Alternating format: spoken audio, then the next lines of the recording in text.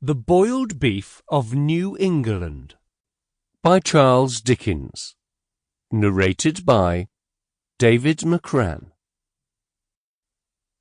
The shabbiness of our English capital, as compared with Paris, Bordeaux, Frankfort, Milan, Geneva, almost any important town on the continent of Europe, I find very striking after an absence of any duration in foreign parts.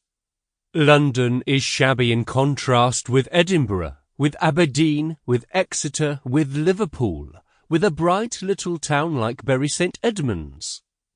London is shabby in contrast with New York, with Boston, with Philadelphia. In detail, one would say it can rarely fail to be a disappointing piece of shabbiness to a stranger from any of those places. There is nothing shabbier than Drury Lane in Rome itself. The meanness of Regent Street, set against the great line of boulevards in Paris, is as striking as the abortive ugliness of Trafalgar Square, set against the gallant beauty of the Place de la Concorde. London is shabby by daylight and shabbier by gaslight. No Englishman knows what gaslight is until he sees the Rue de Rivoli and the Palais Royal after dark. The mass of London people are shabby.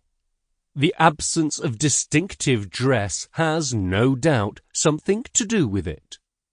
The porters of the Vinters Company, the draymen, and the butchers are about the only people who wear distinctive dresses, and even these do not wear them on holidays. We have nothing which for cheapness, cleanliness, convenience, or picturesqueness can compare with the belted blouse. As to our women, next Easter or Whitsuntide, look at the bonnets at the British Museum or the National Gallery, and think of the pretty white French cap, the Spanish mantilla, or the Genoese mezzero. Probably there are not more second-hand clothes sold in London than in Paris, and yet the mass of the London population have a second-hand look which is not to be detected on the mass of the Parisian population.